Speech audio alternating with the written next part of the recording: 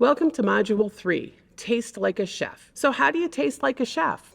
Well, if you look at this handout with the eye on it, you go from top-down order. So the first thing you do is you eat with your eyes, right? So the very first thing you want to do is assess how something looks. Is it visually appealing? Is it colorful? Is it drab? Then you go to how does it smell? Oh, and how do you check the smell? Well, the very first thing you should do is sniff the inside of your wrist. Doing that is going to help basically cleanse your nose so your brain is ready to receive the scents and aromas of the food that you're smelling. Essentially, it should smell like you expect. It shouldn't smell scorched. It shouldn't smell burnt. It shouldn't smell just all of one strong spice or flavoring. So the third step is to check the mouthfeel or texture of the food. And to do that, it's important not to breathe while you're tasting it. Have you ever had a bad head cold and been stuffed up? Well, that means that you're able to just check the texture. What does it feel like in your mouth? Is it gooey? Is it tough? Is it chewy? Is it crispy? Those are all great texture words.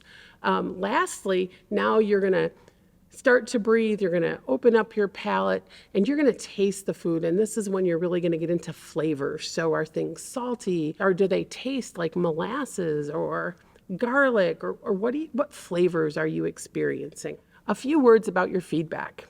So really focus on the food. Remember to keep your feedback kind, specific, and helpful. And don't yuck anybody's yum.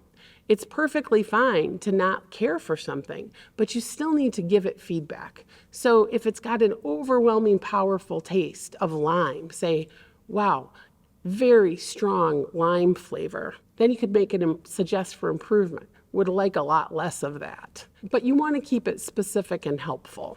Saying, oh, I love it, or oh, I hate it, it may make you feel good, but it doesn't really help you improve the recipe. So what do you do with this feedback? You know, we have a tasting form here, and I have several other copies that I will link depending on what you're doing. This one in particular has 5 different variations of the same recipe. So a recipe made 5 ways. So you need to record that and always go back to those 4 elements of Taste Like a Chef.